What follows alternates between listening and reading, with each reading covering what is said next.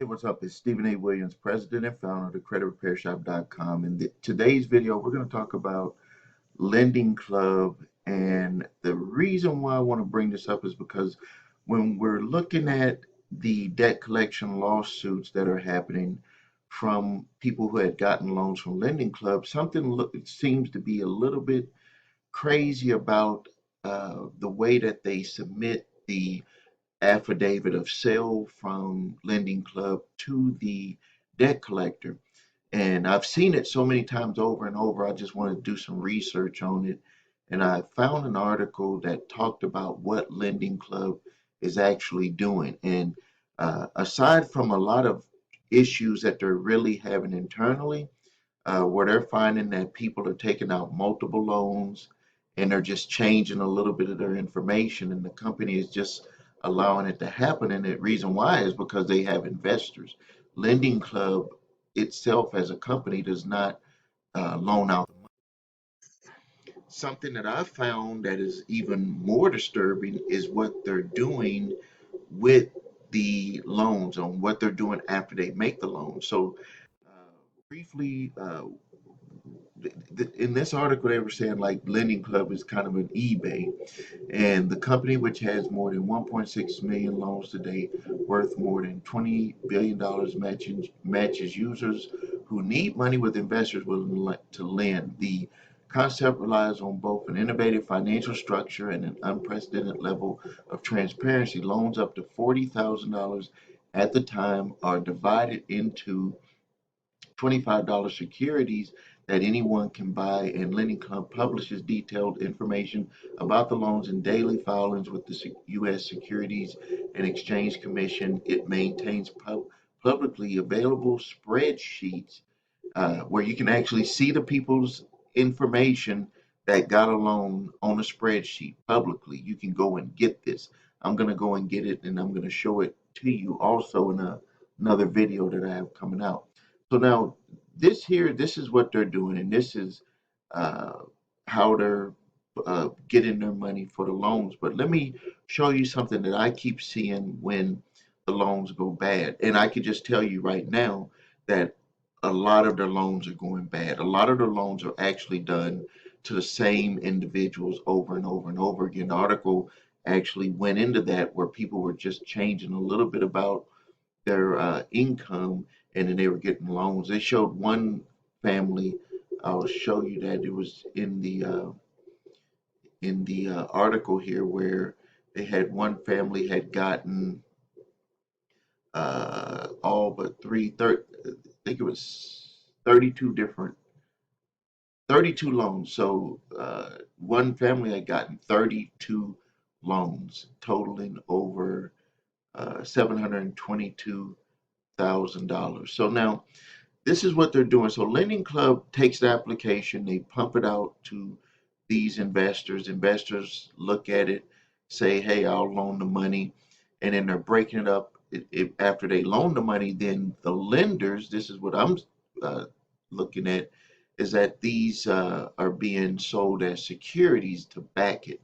This is some of the stuff that was going on with the mortgage-backed securities back in 2006 to 2008 that ended up collapsing. And I'm thinking that this is something that's going to end up collapsing in the future. Also, as a matter of fact, Lending Club's stock is down 80% as of today, and it doesn't look like it's going to recover. So if they're actually selling these as $25 securities, what is the actual breakdown of the securities that's being purchased? Are these companies actually already paid? So in essence, and I know we hear this a lot, where people talk about the 1099, where your loan was already paid. And so why are you paying it? Because they've already been paid. If these companies are selling the securities, number one, let's just make it easy. The top one, company one, buys, uh, funds your loan, and then they sell them all off as $25 securities on the Securities and Exchange market. So, in essence, have they already been paid? And then are these also being sold again to someone else? So have they been paid? And also, who actually owns your loan. This is one of the things that the mortgage-backed securities, the companies ran into, and a lot of lawsuits came down because it was like, who actually owned the loan? If they're selling it as a security, wouldn't it make sense that company, this one here, company number one, if they sold the loans in securities or percentages, do they actually own the loan anymore? And does Lending Club actually own the loan anymore if it was sold in securities? Because when someone buys a security, they actually own that security. Lending Club does not make money on that security. The individual is going to make money from the payments on that security. So I already see that this is a huge problem. And then have they sold the securities, and to whom and for how much? So you could see, let's just say, for example, someone borrows $10,000. They break those into $25 securities. That they could be paid the next day by other investors that are looking to put money on the street with securities. And then does this security holder own partial? Did they get the whole? Did they buy the whole loan? Did they buy a percentage of it? What is the breakdown? Now, what made me get suspicious about this whole situation is that when when a debt goes bad, Lending Club sells and writes a power of attorney for each of these companies here. They'll say that they're speaking for this company, this company, this company. But the thing is that are all of these companies buying that loan? So if it's $10,000, are they broken down, uh, in percentages with all of these companies? Are they buying a piece of it? And then are they selling those pieces out as security? So how much have they been paid? How much has Lending Club actually been paid from this securities exchange here when they're selling them? So is Lending Club actually even able to come after uh, anyone for the money? And I found something also that kind of took me aback, was that Lending Club will never, ever directly sue you. They will never ever directly sue you. I saw this on their website where they sell off the debt, like it's hidden in a little corner. It says like, what happens if your debt goes bad? They're going to try to get you to pay, but they're going to sell it off. So they're selling it off. They put a power of attorney saying that they're speaking for all of these companies, which is a problem because no privacy information was disclosed by you to all of these companies. It was only to Lending Club, and they may say, "Well, when you did it to us, you gave it to them." No, that it doesn't work that way.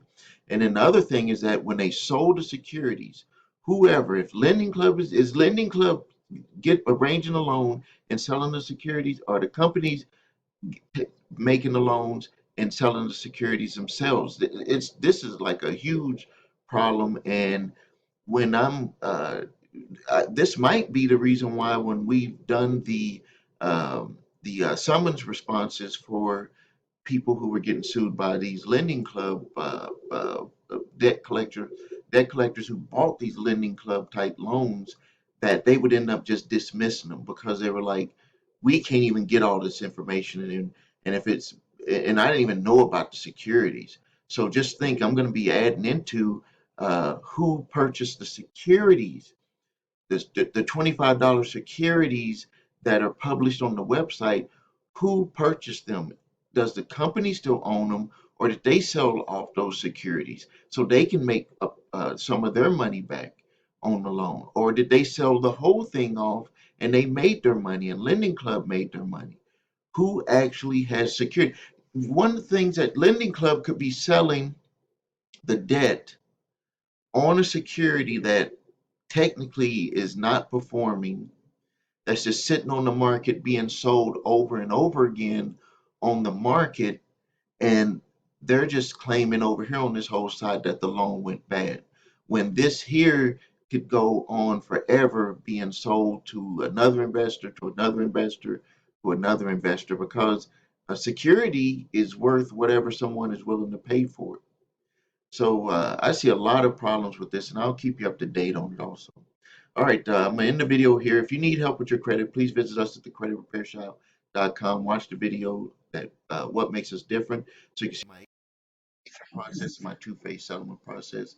If you need your credit reports and scores, go to the website number 3scores.com. Grab those TransUnion, Equifax, Experian reports, all three scores also, and it also has all of the information in the comments and furnisher information, which is very important when you're trying to fight and repair your credit. If you have debt collectors coming after you, make sure that you grab my 3 pack of letters. Please make a donation. It can literally help save you hundreds, if not thousands, and a lot of time and frustration from dealing with debt collectors. My statute of limitations letter, debt validation letter, and cease and desist collection activities letter. If you have debt collectors coming after you, the link is below this video where I'll show you how to fight back yourself on a summons response, or we can also do it for you. We have a service for that. Please subscribe to the channel. Please post your questions and comments.